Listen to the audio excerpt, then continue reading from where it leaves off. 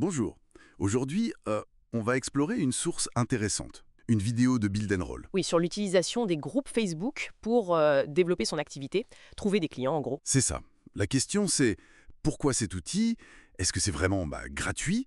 Comment on fait concrètement? Créer, acheter, on va regarder tout ça. L'idée c'est de voir si c'est un bon levier de croissance, quoi. Ok.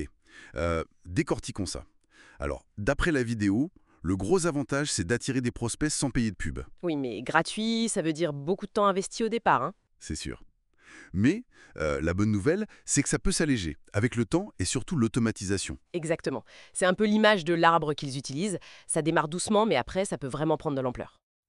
Et pour ceux qui sont pressés, La vidéo parle d'acheter un groupe. oui, c'est l'autre option. L'idée, c'est clair, c'est de gagner du temps. On récupère une communauté déjà là. Comment on s'y prend alors? La source explique, on cherche par thème, genre cuisine ou autre, puis on contacte les admins. Un message simple? Un message personnalisé, c'est mieux. Il faut mettre l'URL du groupe, parce que souvent ils en gèrent plein, tu vois. Ah oui, d'accord. Après, négociation du prix, et puis le transfert. Attention, il y a des détails techniques. Comme quoi, par exemple? Facebook impose 7 jours avant qu'un ancien admin puisse partir.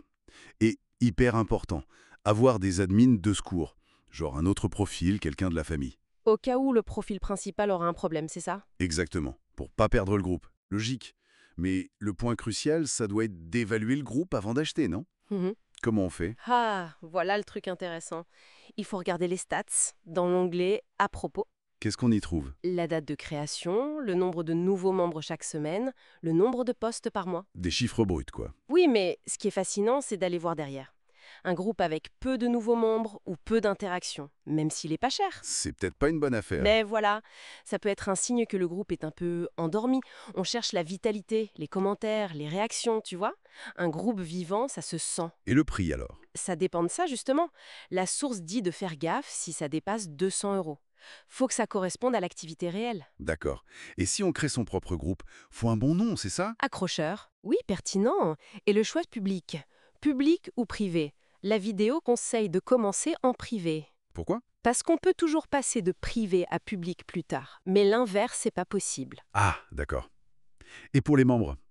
Comment on s'assure d'avoir les bonnes personnes? Pas juste les copains? C'est la clé. Faut être hyper ciblé dès le début. Inviter que les profils qui correspondent vraiment au client idéal. Pas toute sa liste de contacts Facebook? Surtout pas. L'inactivité, ça plombe la portée du groupe après. Pour la config, la bannière doit être claire, le logo bien au centre. Pourquoi au centre? Parce que le texte sur les côtés, on le voit mal, en dehors du groupe. Et la description, directe, elle explique le but du groupe. La source suggère même d'utiliser l'IA, genre ChatGPT, pour la rendre top. Intéressant. Et une fois lancé, comment on le fait vivre sans y passer sa vie? L'automatisation, tu disais. Oui, et c'est plus qu'un gain de dents, c'est vraiment une stratégie. La publication de bienvenue, par exemple. Automatisé? Oui, chaque semaine.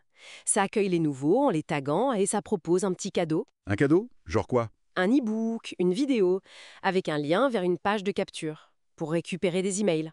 Ah, pour construire sa liste email en même temps. Malin. C'est ça. Et les anciens membres, ils ont déjà eu le cadeau, donc ils cliquent pas forcément. Ok. Et le contenu régulier, on automatise aussi? Oui, avec l'assistant admin de Facebook. On peut planifier des posts de valeur, des conseils, des tutos, répondre aux questions. Pas que de la promo donc. Surtout pas. De l'aide, de la valeur. Faut penser aux besoins des membres, surtout des nouveaux. Ça nourrit le groupe, même si on n'a pas beaucoup de temps. Et ça aide avec l'algo Facebook, j'imagine. Exactement. Ça montre que le groupe est actif. Et l'algorithme, lui, il suggère des groupes aux gens. En fonction de leurs intérêts. Oui, la vidéo dit qu'à partir de 300-400 membres actifs, Facebook peut commencer à recommander le groupe. Et là, la croissance devient organique, gratuite. Un peu comme System.io qui redirige toujours vers son groupe. C'est l'exemple cité, oui. C'est central chez eux. C'est pas juste pour les prospects, c'est pour la communauté, la rétention. D'accord. Alors, qu'est-ce qu'on retient de tout ça, si on résume? Que le groupe Facebook, qu'on le crée ou qu'on l'achète, ça peut être un outil super puissant. Oui, pour attirer des prospects qualifiés, sans payer de pub, directement. C'est ça. Mais la clé, c'est le ciblage, la valeur qu'on apporte et une gestion intelligente. L'automatisation aide beaucoup. Donc stratégie potentiellement très efficace. Tout à fait. Et on parle beaucoup d'acquisition, mais il y a une réflexion intéressante à avoir, je trouve. Ah oui, laquelle?